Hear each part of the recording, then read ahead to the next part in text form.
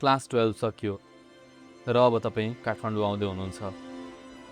आफ्नो झोला बाहेक तपाईँ आफूसँग दुईवटा कुरा लिएर आइरहनु भएको छ, एउटा एक्साइटमेन्ट र अर्को हल्का डर।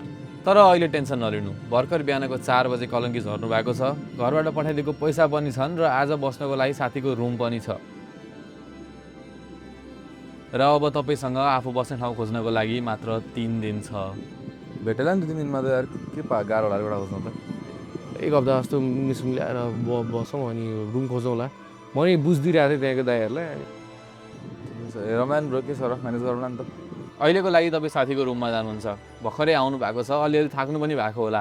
यसो चिया खानु, रेस्ट गर्नु, किनभने आज बेलुकाबाट नै तपाईँ रुम खोज्न जानुहुन्छ।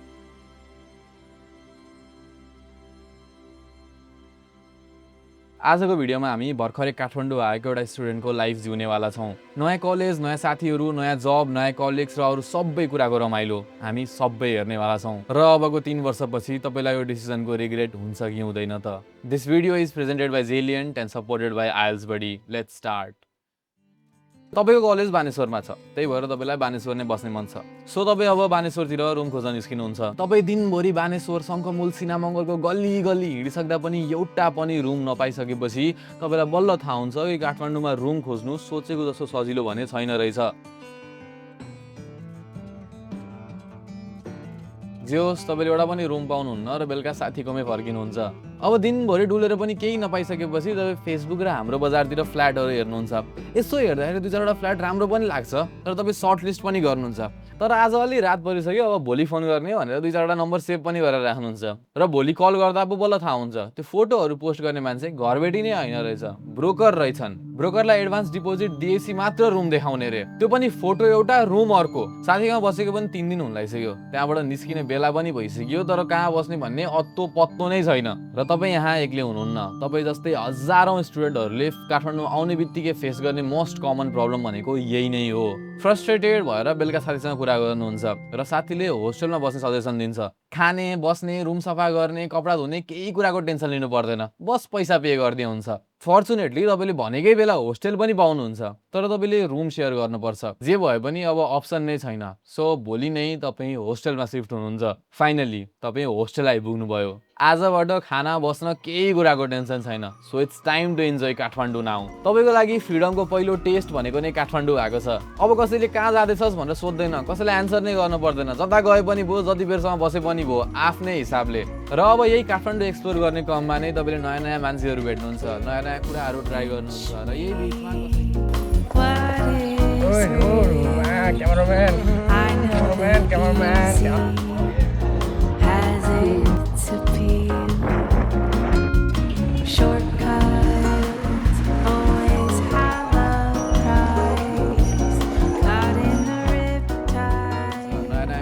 ट्राई गर्नुहुन्छ र यही बिचमा कसैले जिम, कसैले चुरोट, कसैले रिलेसनसिप, कसैले हार्ट ब्रेक, कसैले गिटार, सबैले आफ्नो आफ्नो भर्जनको मिस्टेकहरू गर्छन्। बेलुका घरबाट फोन आउँछ, अलिअलि कुरा गर्नुहुन्छ तर फोन सिद्धिने बित्तिकै फेरि साथीहरूसँग बाहिर गइदियो। जे होस्, लाइफको एउटा नयाँ च्याप्टर सुरु भइसकेको छ। बिहानदेखि बेलुकासम्म जति रमाइलो गरे पनि बेलुका होस्टेल भने टाइममै फर्किनुपर्छ। तर तपाईँलाई जान मन छैन, किनभने होस्टेलमा तपाईँसँग आफ्नो लागि पर्सनल स्पेस छैन र प्राइभेसी छैन। खाना छ बट होस्टेलको खाना हो, अनि बेलुका कर्फ्यू छ। होस्टेलको एउटा फिक्स टाइममा आउनुपर्छ नत्र राति गेट बन्द गरिदिन्छन्। रुल्स एन्ड रेगुलेसन त फलो गर्नु पर्यो नि बाबु, यसरी त भएन नि। रुल्स एन्ड रेगुलेसन फलो गर्ने हो, अदरवाइज तिमीले चाहिँ फेरि अनि यसको विकल्प खोज्नुपर्छ। बुझ्या सही छैन? 2 weeks इन्टु द होस्टेल तपाईँलाई रियलाइज हुन्छ कि hostel is not for you.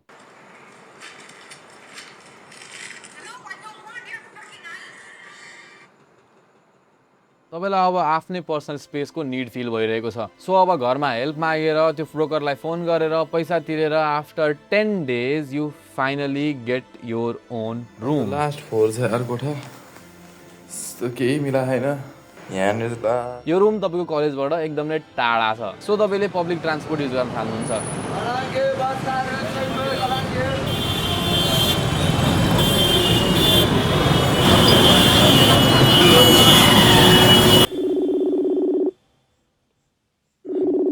Hello, के गराउनु भयो? खाना खाएर बस्यो, तैँले खाइस्?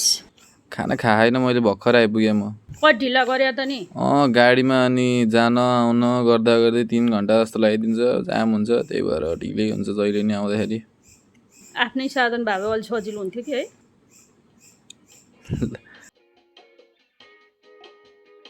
अब अचानक तपाईँको लागि काठमाडौँ सानो भयो it's fun now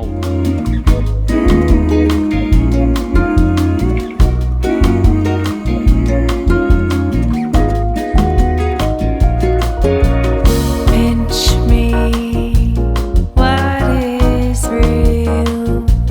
I know the easy has it. तर डिप डाउन तपाईँलाई थाहा छ कि तपाईँले गरिरहेको ब्याचलर्स डिग्रीको लागि मात्रै हो र अबको 4 वर्षपछि यो डिग्रीले मात्र केही हुनेवाला छैन लाइफमा केही न केही स्किल्स त चाहिने नै वाला छ के गरौँ भइरहेको बेला आफ्नो वरिपरि सबैले गरेको देखेर तपाईँ पनि कन्टेन्ट क्रिएसन गर्न थाल्नुहुन्छ बिस्तारै बिस्तारै भिडियोहरू बनाउन भिडियो एडिटिङ सिक्दै स्क्रिप्ट राइटिङ गर्दै अलिअलि आफूलाई हल्का फुल्का अप स्किल पनि गर्दै जानुहुन्छ but financially it is kind of the same महिनाको सुरुमा घरबाट पैसा आउँछ सुरुमा त लाग्छ कति धेरै पैसा हो अनि महिना सकिन अझै 10 दिन बाँकी हुँदा खल्तीमा जम्मा 600 रुपियाँ बाँकी हुन्छ बट चिल छ घर फेरि फोन गर्नुहुन्छ र पैसा माग्नुहुन्छ कहिलेकाहीँ साँच्चीकै पैसा भ्याइयो भन्नुहुन्छ र कहिलेकाहीँ ढाड्नु पनि हुन्छ तपाईँमाथि अहिले इन्डिपेन्डेन्ट हुनुपर्ने प्रेसर त छैन तर तपाईँलाई इन्डिपेन्डेन्ट हुने मन चाहिँ छ केही न केही साइड हसल होस् जसबाट अलिअलि पकेट खर्च भए पनि आउँदै जाओस् तपाईँ स्केचेसहरू बनाउनुहुन्छ र त्यही स्केचहरूलाई अनलाइन बेच्ने सोच्नुहुन्छ बट त्यति बेलै समस्या आइदिन्छ नेपालमा इ कमर्स प्लेटफर्महरू त धेरै छन् तर कसैले सब्सक्रिप्सन चार्ज गर्छन् भने कसैले कमिसन लिन्छन् र कसैले त झन् सब्सक्रिप्सन र कमिसन दुइटै पनि लिने गर्छन् झन् त्यही पैसा नभएर इ कमर्समा केही गरौँ भनेर सोच्नु भएको तपाईँलाई यो कुराले झन् टेन्सन गरिदिन्छ र यसो खोज्दै जाँदा तपाईँले जेलिएन्टको बारेमा थाहा पाउनुहुन्छ बिना कुनै सब्सक्रिप्सन या कमिसन नेपालमा नै फ्रीमा इ कमर्स स्टोर बनाउन सकिने प्लेटफर्म जहाँ तपाईँले बिना कुनै कोडिङ आफ्नो लागि कस्टम वेबसाइट बनाउन सक्नुहुन्छ र कस्टम डोमेन पनि हाल्न सक्नुहुन्छ अनि झन् वेबसाइटदेखि नै पेमेन्टदेखि डेलिभरीसम्म तपाईँले केही कुराको टेन्सन लिनु पर्दैन सबै कुरा जेलिएन्टले ह्यान्डल गरिदिन्छ यस्तो बब्बाल प्लेटफर्म फ्री हो भनेर त तपाईँलाई सुरुमा विश्वास नै लाग्दैन तर यसो हेर्दै जाँदाखेरि पो यसको अरू फिचरहरू जस्तै कि वेबसाइटबाट नै डाइरेक्ट मेटा एड्स कस्टमरको लागि लाइभ अर्डर ट्र्याकिङ तपाईँको इन्भेन्ट्री मल्टिपल लोकेसनमा छ भने त्यसको ट्र्याकिङ पनि र अरू टन्ने फिचरहरूको बारेमा पनि थाहा पाउनुहुन्छ त्यो पनि free for ever without any commission so तपाईँसँग भएको ड्रइङ स्किल्सलाई लिएर तपाईँ एउटा कस्टम स्केच सेल गर्ने वेबसाइट बनाउनुहुन्छ अब बिजनेसबाट लाखौँको कमाइ त भइरहेको छैन but it's fine because thanks to Zeliant तपाईँलाई बिजनेस चलाउन खर्च नै लागिरहेको छैन अनि तपाईँलाई लाग्छ लाइफ भनेको यही नै हो कलेज जाने साथीहरूसँग हिँड्ने घुम्ने रमाइलो गर्ने कहिलेकाहीँ पैसा माग्ने बेलुका घर फर्किने मन लाग्यो भिडियो बनाउने कहिलेकाहीँ चित्र कोर्ने र फेरि त्यही र अर्को दिन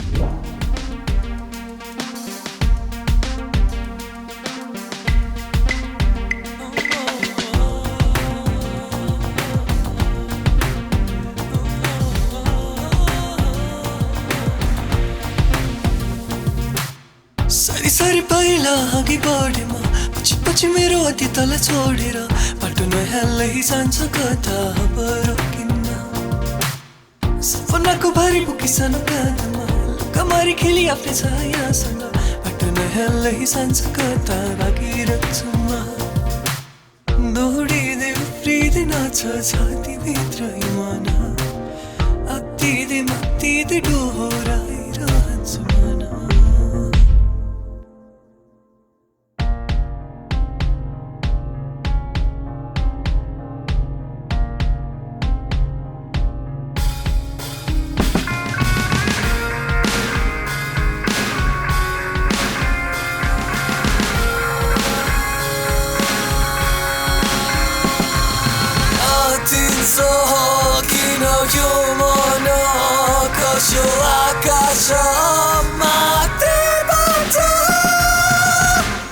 तपाईँ काठमाडौँ आएको पनि 2 वर्ष भइसकेछ अहिले 5th सेमेस्टरमा हुनुहुन्छ अब तपाईँलाई लाइफले हिट गर्न थाल्छ ब्याचलर्स पनि सिद्धिन लागिसक्यो र लाइफले यस्तो खासै केही प्रगति पनि गरेको छैन तपाईँलाई लाग्छ कि यो 2 वर्ष तपाईँले ब्याचलर्स पढेर वेस्ट गर्नुभयो हुन त बाबाआमाले पनि त्यत्रो 8-10 लाख तिरेर ब्याचलर्स पढाएका छन् अब छोराछोरीले कमाउँछन् भन्ने अलिअलि आशा पनि त हुन्छ आफूसँग सँगै +2 पढेको साथीहरू विदेश गइसक्यो आइजन् नेपालमा भेटाउँदैन सँगै के छ र कल गर्नुहुन्छ गफ गर्नुहुन्छ हाँस्नुहुन्छ बट डिप डाउन तपाईँलाई नेपालमा बसेर ब्याचलर्स पढेकोमा एकदमै रिग्रेट लागिरहेको छ आई थिङ्क म जान्छु नै होला यार विदेश त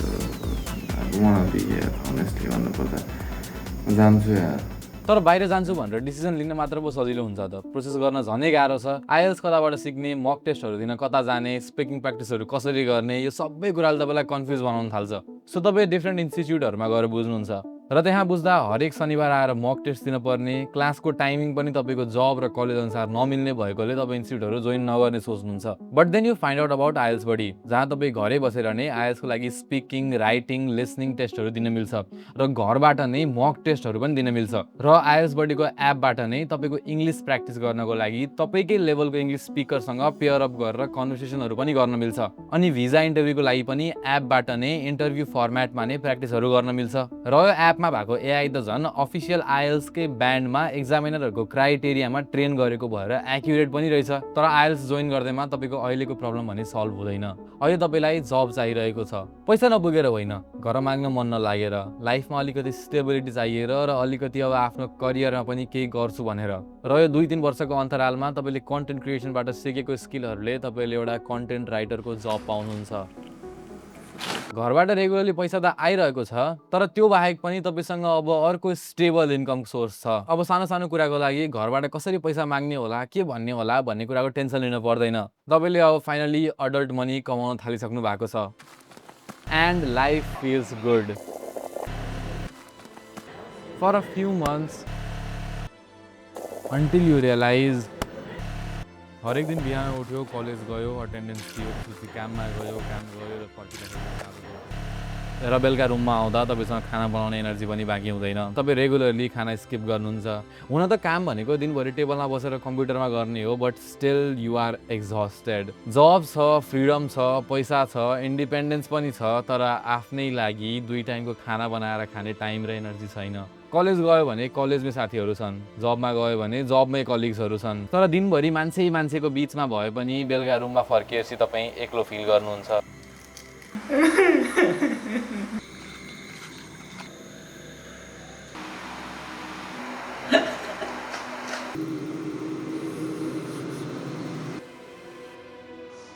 You don't have a choice. यस्तै रस लाइफस्टाइल र खानाको ठेगान नभएपछि your body finally gives up र तपाईँ बिरामी हुनुहुन्छ।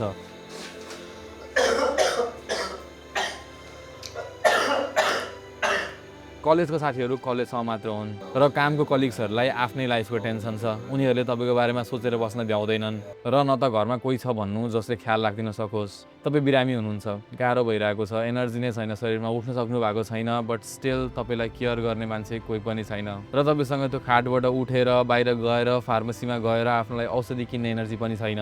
यु आर कम्प्लिटली डिफिटेड र तपाईँ आफ्नो साथीलाई कल गर्नुहुन्छ। उसले बेलुका तपाईँलाई रुममा औषधि त ल्याइदिन्छ, तर रातभरि बस्न सक्ने टाइम उसँग पनि छैन, किनभने भोलि बिहान उसको पनि आफ्नै काम छ र बल्ल बल्ल आफूलाई खाटबाट उठाउनुहुन्छ, औषधि खानुहुन्छ र केही न केही बनाएर खाएर सुत्नुहुन्छ। भोलि फेरि बिहान उठेर जबमा जान छ र बिरामी भएर सुतिरहेको बेलामा तपाईँलाई एउटा कुरा रियलाइज हुन्छ।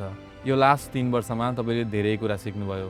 काठमाडौँमा एक्लै बस्न सिक्नुभयो, आफ्नो फाइनेन्सेस आफै म्यानेज गर्न सिक्नुभयो, बसमा झुन्डिएर एक्लै हिँड्न सिक्नुभयो, जब पाउन सिक्नुभयो, जबमा गाली खान सिक्नुभयो, अरू कुराको मतलब नगर्न सिक्नुभयो र अरू कुराको मतलब गरेर हर्ट हुन पनि सिक्नुभयो। तर तपाईँ आफूलाई चाहिँ के बन्न छ भनेर अहिलेसम्म थाहा नै छैन। तपाईँलाई न त आफूले गरिरहेको जब मनपर्छ, न त आफूले पढेको सब्जेक्ट। बस्ने ठाउँ चाहियो, रुम खोज्न पर्यो, हिँड्न गाह्रो भयो, स्कुटी खोज्न पर्यो, इन्डिपेन्डेन्ट हुन मन लाग्यो, जब खोज्न पर्यो। जिन्दगीले जे गर भन्यो तपाईँले त्यही गर्दै आउनुभयो, तर अहिलेसम्म तपाईँले आफ्नै लागि भनेर चुज गरेको डाइरेक्सन चाहिँ छैन। यो 3 वर्षले तपाईँलाई धेरै कुरा सिकाएको छ, तर चिल आउट, धेरै टेन्सन लिन पर्दैन। बल्ल 21-22 वर्षको हुनुभएको छ र अडल्ट भएको त जम्मा 3 वर्ष भयो झन्, र यो 3 वर्षमा तपाईँले एकदमै धेरै कुरा सिकिसक्नु भएको छ र अब त्यही सिकेको कुरालाई लिएर you will do something in your life. यो 3 वर्षमा तपाईँले रमाइलो पनि गर्नुभयो, तपाईँलाई गाह्रो पनि भयो र तपाईँले स्ट्रगल्सहरू पनि फेस गर्नुभयो र सायद लाइफ भनेको यही नै हो। तपाईँले आफ्नो लागि केही न केही फिगर आउट जसरी नै गर्नुहुन्छ। यो 3 वर्ष वेस्ट थिएन र काठमाडौँले तपाईँलाई डिग्री र जब मात्र दिएको छैन, काठमाडौँले तपाईँलाई आफ्नो लाइफको रेस्पोन्सिबिलिटी दिएको छ र अब पहिलोचोटि डिसिजन तपाईँको हो। तपाईँले मलाई buymemomo.com/real सब्सक्रिप्सनमा गएर सपोर्ट गर्ने कि नगर्ने भनेर। And that's it for today, see you in next one.